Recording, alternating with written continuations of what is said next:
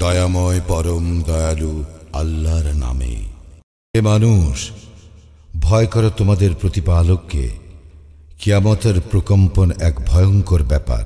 যেদিন তোমরা উহা প্রত্যক্ষ করিবে, সেদিন প্রত্যেক স্তন্যদাত্রী বিস্তৃত হইবে তাহার দুগ্ধপোষ্য শিশুকে, এবং প্রত্যেক গর্ভবতী তাহার গর্ভপাত করিয়া ফেলিবে। মানুষকে দেখিবে নেশাগ্রস্ত সদৃশ, যদিও উহারা নেশাগ্রস্ত নয়। বস্তুত আল্লাহর শাস্তি কঠিন। মানুষের মধ্যে কতক অজ্ঞানতাবশত আল্লাহ সম্বন্ধে বিতণ্ডা করে এবং অনুসরণ করে প্রত্যেক বিদ্রোহী শয়তানের।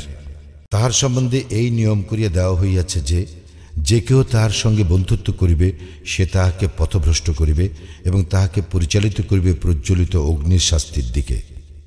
হে মানুষ, পুনরুত্থান সম্বন্ধে যদি তোমরা সন্দিগ্ধ হও, তবে অবধান করো, আমি তোমাদেরকে সৃষ্টি করেছি মৃত্তিকা হইতে, তাহার পর শুক্র হইতে, তাহার পর আলাকা হইতে, তাহার পর পূর্ণাকৃতি অথবা অপূর্ণাকৃতি গোস্তপিণ্ড হইতে তোমাদের নিকট ব্যক্ত করিবার জন্য। আমি যাহা ইচ্ছা করি তাহা এক নির্দিষ্ট কালের জন্য মাতৃগর্ভে স্থিত রাখি, তাহার পর আমি তোমাদেরকে শিশুরূপে বাহির করি, পরে যাহাতে তোমরা পরিণত বয়সে উপনীত হও।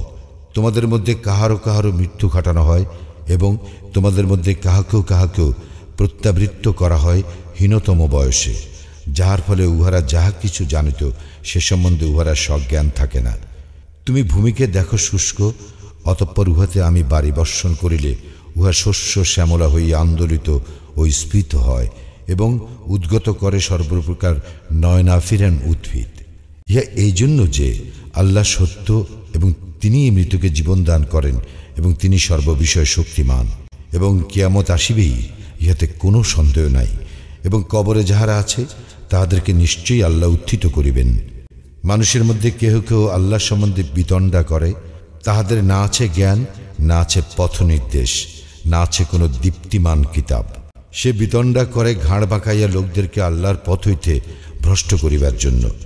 তাহার জন্য লাঞ্ছনা আছে ইহলোকে, এবং কিয়ামত দিবসে আমি তাহাকে আস্বাদ করাইব দহন যন্ত্রণা। সেদিন তাহাকে বলা হইবে, ইহা তোমার কৃতকর্মেরই ফল, কারণ আল্লাহ বান্দাদের প্রতি জুলুম করেন না। মানুষের মধ্যে কেহ কেউ আল্লাহর